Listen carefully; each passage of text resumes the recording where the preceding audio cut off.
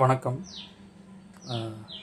ரொம்ப ஹெல்த்தியான ஒரு டிஷ்ஷு ஷோரட்டி. ஸோ மட்டன் ஷோரட்டின்னு சொல்லுவாங்க. இது வந்து ப்ரெக்னென்ட் லேடிஸு, ஹீமோகுளோபின் கம்மியாக இருக்கிறவங்க எல்லோரும் கண்டிப்பாக சாப்பிட்ணும். ஸோ ஹஸ்பண்ட்ஸ், ப்ரெக்னெண்ட்டாக இருக்கிற ஒய்ஃப்ஸ்க்கு கொஞ்சம் பண்ணி கொடுங்க, ரொம்ப நல்லது. ஸோ தண்ணி சூடான உடனே ஃபுல் ஷோரட்டியும் தண்ணிக்குள்ளே போட்டுருங்க. அது அப்படியே நல்லா வெந்து வரட்டும், ஃபுல்லாக பாயில் ஆயிரும்.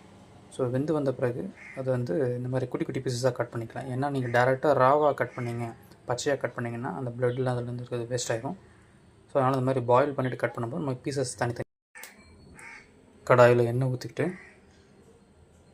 கடுகு, ஜீரகம், கொஞ்சம் கருவேப்பிலை, வெங்காயம், தக்காளி இதெல்லாமே ஆட் பண்ணிக்கோங்க. பாயில் பண்ணி வச்சுருக்க அந்த தண்ணி வேஸ்ட் பண்ணிடுவோன்னா அதிலே தான் சத்து இருக்கும்.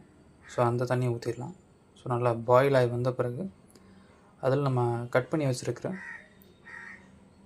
ஷோரட்டி வந்து ஆட் பண்ணிக்கலாம். ஸோ நம்ம பேசிக்காக ரொம்ப முக்கியமான இன்க்ரீடியன்ட்ஸ் பார்த்திங்கன்னா மஞ்சத்தூள், ஜீரகத்தூள், மிளகுத்தூள் இதெல்லாமே ஆட் பண்ணிக்கோங்க.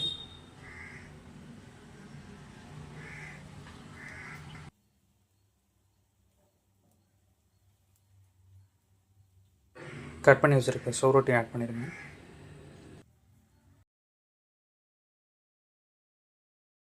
அது நல்லா ட்ரையாக வந்த பிறகு இந்த மாதிரி இருக்கும் அவுட்புட்.